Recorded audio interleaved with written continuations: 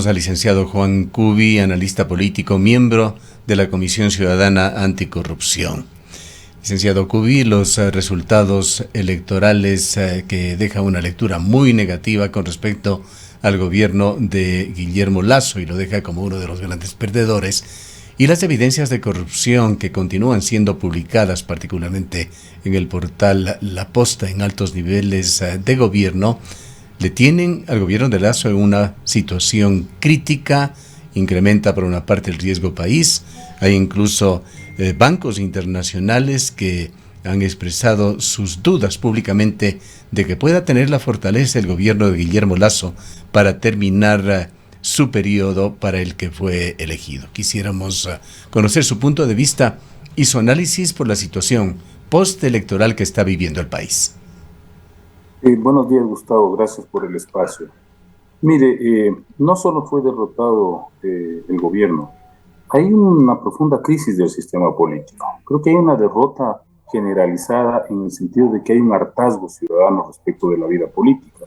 Y eso se traduce en el enorme porcentaje de votos nulos que hay en general en la mayor parte de recintos electorales o de zonas electorales, ¿sí?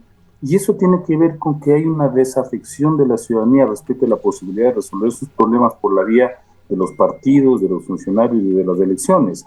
Y a mí me parece que el Ecuador está entrando en una especie de vorágine de desinstitucionalización que podría conducir a situaciones tremendamente peligrosas. Entre ellas, por ejemplo, está justamente la debilidad profunda del gobierno y la intención de ciertos grupos que tienen una agenda propia de tumbar al gobierno, ¿no? De provocar alguna crisis para ver si la salida es un adelanto, un anticipo de las elecciones. Pero eso, en principio, no va a resolver absolutamente nada de la crisis que vive el país. En lo que se refiere a estas interpretaciones que se dan sobre el voto nulo, analistas, por supuesto, señala que tiene varias, que no es una sola la intención a la que obedece el hecho de que los ecuatorianos voten nulo o blanco. Pero, ¿qué mensaje tiene realmente el voto nulo cuando, a pesar de esto, el Consejo de Participación Ciudadana y Control Social, un organismo rechazado por la ciudadanía, también con expresión de votos nulos y blancos, seguirá funcionando con aquellos candidatos a consejeros que hayan obtenido las mayores votaciones? Es que, Gustavo, usted tiene como decirle, dos dimensiones. Una es la formalidad institucional, que va a seguir operando, va a seguir existiendo, y otra es la realidad política. Es decir, cómo una sociedad que en principio busca ser representada por ciertas instituciones prácticamente desconfía, está absolutamente decepcionada y puede derivar en formas de expresión absolutamente informales de la política. Eso es lo complicado. Claro, usted va a tener un consejo de participación formalmente elegido, pero ¿qué representatividad tiene? Entonces va a seguir abonando en esta crisis cuando empiecen a nombrar, por ejemplo, este nuevo consejo, una serie de autoridades que no tengan la más mínima legitimidad, que tengan, qué sé yo, unos referentes de dudosa honestidad en los que vayan a ocupar estos cargos, que de pronto tengamos fiscales como el señor Carlos Polit. Eso lo que hace es abonar a esta crisis, Gustavo. Entonces pueden funcionar las instituciones, la asamblea seguirá funcionando, pero tiene 7 o 6% de aprobación ciudadana. Entonces eso lo que hace es incrementar la crisis que vive el país, la crisis política, la crisis económica. No es posible sacar adelante un país si usted tiene una situación de escasa o nula o mínima legitimidad en las instituciones. Sin representatividad, perdón, Rosana, sí. De inmediato tendrá usted la palabra, sin representatividad, pero con enorme poder político, al punto que se ha comenzado a hablar ya profusamente del retorno de Rafael Correa. Yo veo bastante difícil, es un tema no solo jurídico, sino también político. Yo discrepo mucho de esto de que están hablando del gran triunfo del correísmo. Si usted revisa los datos, no es así. Una cosa es que hay un colapso de los otros sectores políticos, un colapso de la institucionalidad, y otra cosa es que una fuerza triunfe. Es como dice el dicho, en tierra de ciegos del propio rey. Si usted tiene una aridez respecto de las otras opciones políticas, que una gane con un mínimo porcentaje no representa necesariamente un triunfo electoral, porque eso tendrá que traducirse, por ejemplo, en el caso de las autoridades electas, en una administración eficiente.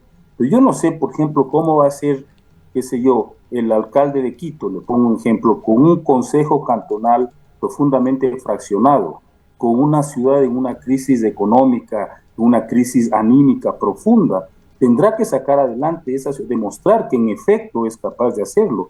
Y no va a ser sencillo, de manera que no es que automáticamente un triunfo electoral ya le confiere a una fuerza una especie de hegemonía única sobre las demás fuerzas. No es tan simple el análisis, Gustavo. Ahora, Juan, justamente mi pregunta iba un poco por este camino. ¿Cuándo podemos hablar de que efectivamente un candidato o una fuerza política ha triunfado? Cuando tenemos casos, por ejemplo, aquí acaba de confirmarse un caso de un alcalde que triunfa con tan solo 6 votos respecto de su contendor y pierden todos los candidatos frente a los nulos y blancos. Esto es un llamado de atención a toda la clase política, pero además, ¿cuánto incide? Llevamos años, no es siquiera reciente, llevamos años en los que no hay una sola semana en la que no difundamos una nueva denuncia de un nuevo hecho de corrupción en el sector público. Pero este también es un tema que no logramos superar, que no logramos enfrentar. Rosana, usted me ha hecho 2 preguntas. La una respecto de las elecciones. Yo me pregunto, ¿qué eligió la ciudadanía de la SUAY para prefecto y la ciudadanía de Cuenca para alcalde? Un alcalde nulo y un prefecto nulo, porque lo que ganan son los votos nulos, están en primer lugar. Entonces vamos a tener alcalde nulo y prefecto nulo. Y eso es grave, porque eso lo que hace es simplemente proyectar la imagen de absoluta desconfianza, decepción de la ciudadanía respecto de estas autoridades locales que son fundamentales para resolver los problemas de la ciudad, para construir participación ciudadana, para generar debate respecto de los problemas fundamentales de la provincia y la ciudad. Ese es el gran problema. El tema de la corrupción, Rosana, mire, lo que acaba de señalar Gustavo a propósito de este nuevo audio es, como dice el dicho, tras cuernos palos. Si eso ya se viene arrastrando desde hace bastante tiempo, una raya más al tigre respecto del problema de la corrupción al interior del gobierno, ¿sí? Y a mí me parece sorprendente que el presidente Lasso no haya salido a responder contundentemente a esa situación, con decisiones, con hechos concretos. A él no le queda más que generar una investigación y que tenga que llegar hasta donde tenga que llegar, inclusive si esto involucra a personas muy cercanas. Claro, Juan, lo que yo un poco decía también es que todos estos hechos de corrupción no discriminan a toda la clase política, es decir, escuchamos como ciudadanos y vemos estas situaciones, pero además vemos la impunidad y en ese mismo saco le ponemos a toda la clase política y la gente empieza a desconfiar de la clase política y la principal y primera justificación es decir, yo no quiero saber nada de la política. Así es, y mire Rosana, hay un aspecto aún más grave, que la ciudadanía vota a sabiendas de que hay políticos que tienen antecedentes de corrupción y muchos han ganado en este proceso electoral. Yo estoy sorprendido, por ejemplo, de la votación en Manabí. Se feriaron durante el gobierno de Correa $3,000 millones de la reconstrucción por el terremoto de Pedernales. Y todos estos sectores que estaban directamente involucrados en ese latrocinio resulta que van triunfantes en una serie de alcaldías. Entonces, ¿cómo se explica? Eso quiere decir que la ciudadanía lo que quiere es gente que medio reparta, que haga obritas, que comparta un poco los fondos públicos a través de ciertas dávidas, pero que no está pensando realmente en construir una sociedad diferente, más equitativa, más justa, más eficiente en términos de manejar los problemas públicos, ¿sí? No, la gente va y vota por alguien que no importa que tenga grillete electrónico, que esté procesado en un caso de corrupción. En Quito el señor Yunda sacó una votación considerable, estuvo a punto de ganar. En Guayaquil la prefecta Guiñaga, que todavía no ha resuelto en términos éticos, no hablo jurídicos, en términos éticos, el famoso caso de los terrenos de los Amanes, ha sido elegida prefecta del Guaya. Entonces hay una ciudadanía también que de alguna manera tolera, permite o valida ese tipo de comportamiento, y eso es penoso, porque si no hay una ciudadanía que frene la corrupción, difícilmente lo van a hacer las instituciones que en muchos casos son manejadas a partir de acuerdos entre fuerzas o entre políticos corruptos. Ahora, ¿Qué salida se propone? Aparentemente el problema también hay que señalar no es solamente de Ecuador. Hay una crisis a nivel global de la democracia representativa. Esto se ha evidenciado en encuestas, particularmente en el mundo occidental, que es donde además tenemos democracias representativas. Los ciudadanos señalan que algo está fallando, que la democracia anda mal. La única excepción es en los países nórdicos, en donde aún creen en el sistema. ¿Qué es lo que está sucediendo? ¿Qué tendría que hacerse para cambiar a un sistema en el cual exista una mejor conexión entre el gobierno que los representa y los ciudadanos? Gustavo, hay una crisis de lo que conocemos como el sistema liberal, que tiene más o menos 500 años de existencia y se va agotando en todas las partes del planeta, como usted correctamente señala. La clave es cómo empezamos a discutir salidas a esa crisis que se va a ir ahondando. Yo no tengo este momento, usted me va a decir cuál es la respuesta, no tengo una respuesta, pero lo que sí es fundamental es que se empiece a debatir respecto de esta temática. Eso me parece que es lo más importante.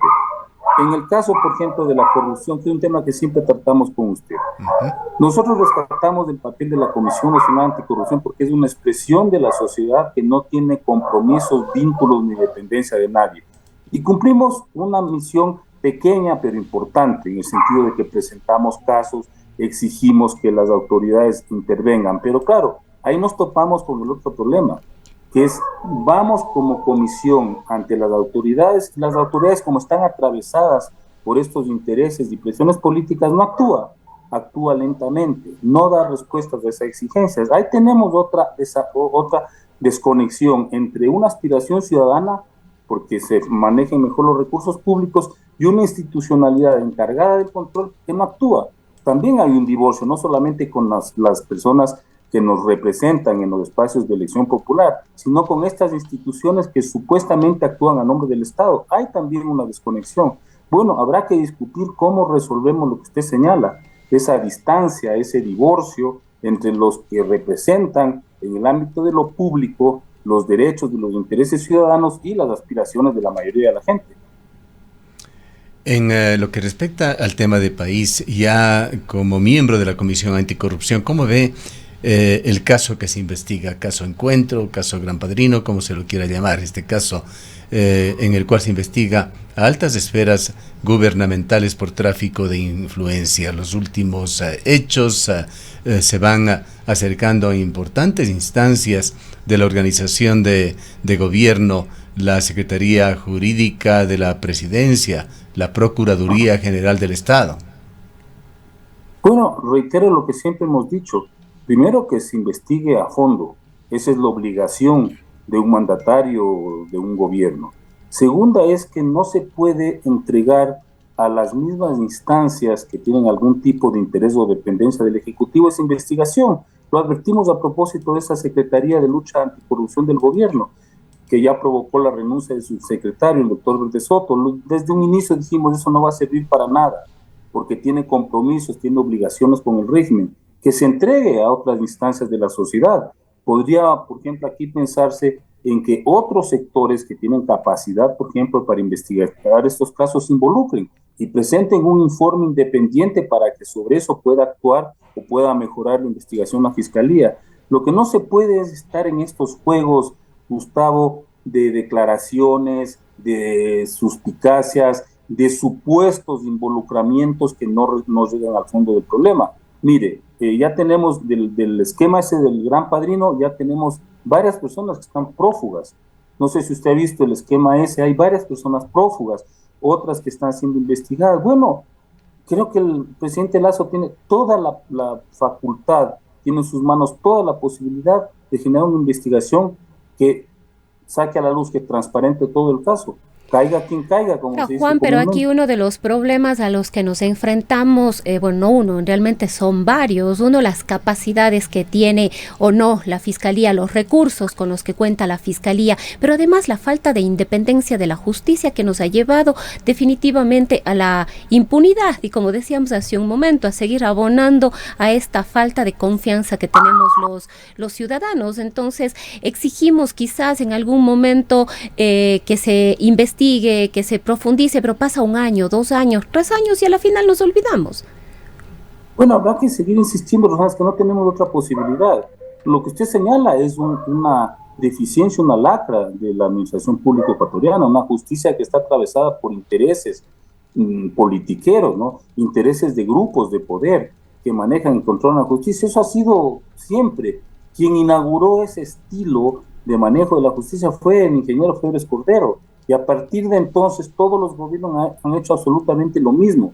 Ninguno se ha librado de meterle mano a la justicia o de tener jueces para perseguir o para absolver a conveniencia, así es. Pero habrá que seguir insistiendo, habrá que buscar mecanismos para que la justicia, por ejemplo, responda realmente al interés ciudadano en el sentido de independencia, probidad, ética, de antecedentes absolutamente claros y válidos de los administradores de justicia. No es fácil, no es fácil, porque en esta crisis ese tipo de conducta irregular más bien se tiende a profundizar.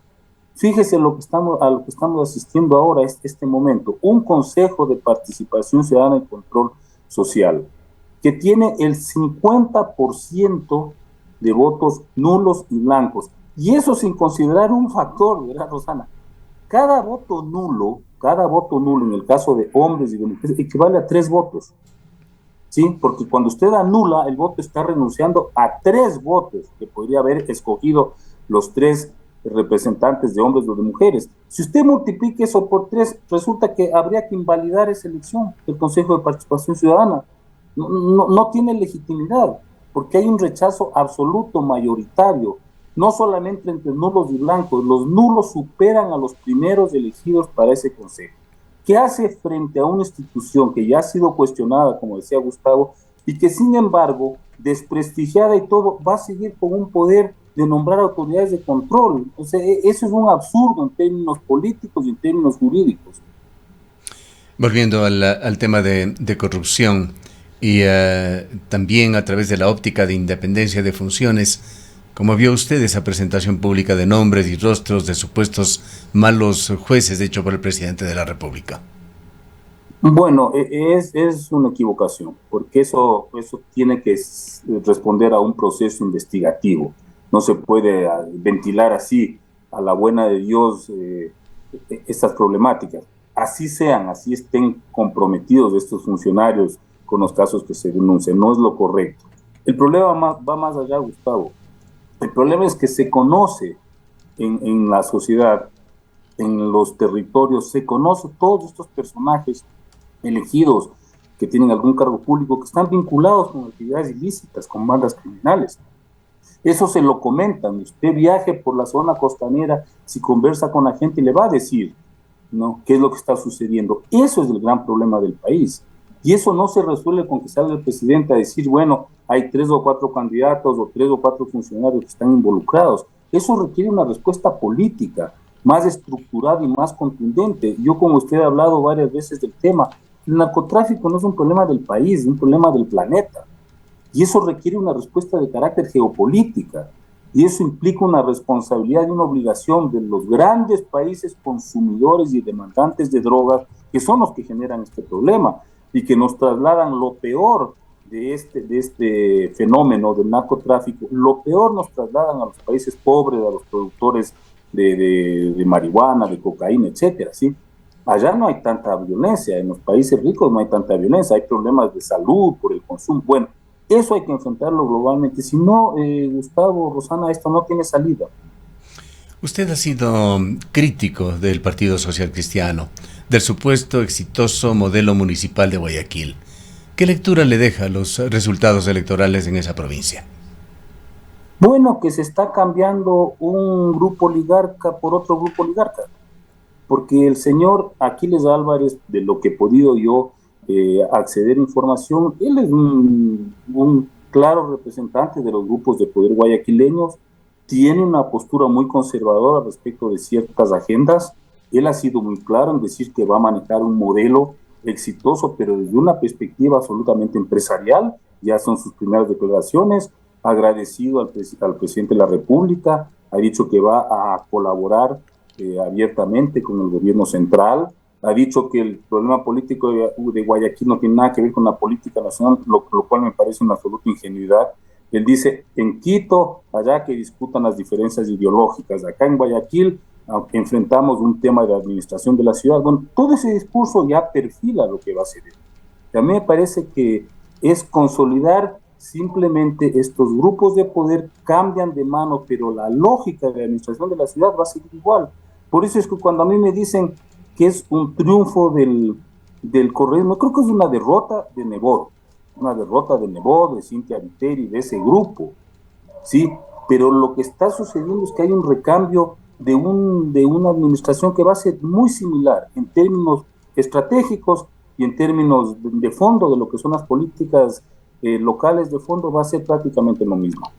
Y en cuanto a la elección de Cristian Zamora como auspicio de Izquierda Democrática para la alcaldía y Juan Cristóbal Lloret como auspicio de la Revolución Ciudadana para la prefectura.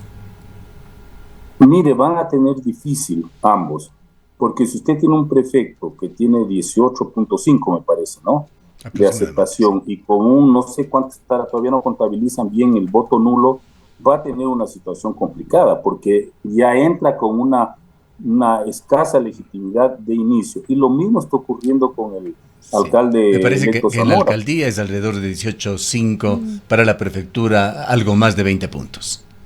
Bueno, pero son datos similares, ¿sí? El tema es que en el caso del alcalde Zamora, el alcalde Lito, tiene un consejo cantonal fraccionado, pues va a tener que negociar para hacer mayorías y para tomar decisiones estratégicas, ¿no? Esperemos que esas negociaciones sean en función de una agenda clara a ojos de la ciudadanía y que no sea unos acuerdos a partir de repartos, que sería gravísimo. Y eso va a ocurrir igual en Quito. Por ejemplo, mire, yo estoy pensando en la alcaldía de Quito. Si es que el expresidente Correa le va a exigir a Pavel Muñoz que actúe en función de la agenda electoral del 2025, Pavel Muñoz se puede hundir. Porque él tiene un desafío gigantesco, que es recuperar una serie de elementos de la administración pública de Quito desde una perspectiva de atención a los problemas de la ciudad. Y eso no puede estar sujeto a una agenda electorera para las elecciones del 2025, porque fracasaría. Él tiene en este momento que responder a las expectativas de la ciudadanía respecto a temas como movilidad, seguridad, servicios públicos, etcétera. Y eso, imagínense, si él llegara a ponerse al servicio de una agenda electorera del año 2025, como aparentemente están planteando los sectores más obtusos del correísmo, podría meterse en graves problemas. Y algo similar va a ocurrir en Cuenca. Va a tener que buscar formas de gobernar la ciudad con acuerdos, pero en una situación bastante adversa. Juan, también nos preguntamos un poco cuál es la lectura suya o cuál es el análisis que tiene sobre la participación de Pachacuti, pero sobre todo en toda esta coyuntura, el rol del movimiento indígena. Le escuchamos ya el día de ayer a Leonidas Issa, también a los dirigentes tanto de la FEINE como de la CONAIE y de la otra organización indígena, que estarían ya rompiendo el diálogo con la FENOCIN y la FEINE, exactamente, sí. Y que estarían ya rompiendo el diálogo con el gobierno nacional. Anuncian para el 18, si no me equivoco, una asamblea para tomar decisiones. A ver, usted tiene ahí dos factores. Pachacuti como partido político ha tenido una participación exitosa, en el sentido de que más o menos mantiene una presencia importante en una zona de unos territorios que prácticamente se han convertido en una especie como de respaldo ya histórico para el movimiento indígena para Pachacuti, que es la Sierra Central y algunas provincias de la Amazonía. En ese sentido creo que es uno de los grandes triunfadores, y yo creo que más que el correísmo, porque Pachacuti sí tiene estructuras, tiene una consistencia, una continuidad en este tipo de expresión electoral. El tema del movimiento indígena es más complejo, porque el movimiento indígena no es necesariamente Pachacuti. Tiene a la FEINE y a la FENOCIN, que también tienen otras agendas políticas distintas a la CONAIE. Coinciden en el tema, por ejemplo, de las reivindicaciones, pero también responden a otras estrategias. En concreto, estas tres organizaciones han coincidido respecto de las mesas de negociación en que el gobierno no ha respondido adecuadamente a sus acuerdos, a sus demandas. Y obviamente eso era previsible, si eso ya se lo dijo. Estaban firmando una serie de puntos que iban a ser de muy difícil ejecución, porque Gustavo y Rosana, no es posible compatibilizar una agenda social con una política neoliberal como que la aplica el régimen. Eso es incompatible, va a haber ahí un cortocircuito antes de lo pensado, como ya está ocurriendo. El tema es que desde la CONAIE, que ha tenido posturas que coinciden, por ejemplo, en querer reemplazar al gobierno, se aprovechan obviamente de esa debilidad que implica sobre todo la derrota en la consulta para agilitar, para anticipar esta agenda de presión al gobierno, con obvias posibilidades de que el gobierno tenga que irse a la casa. Eso es indudable. Bien, queremos agradecerle por su presencia en esta mañana. Gracias, Gustavo. Gracias, Rosana. Declaraciones del licenciado Juan Cubi, miembro de la Comisión Anticorrupción Ciudadana.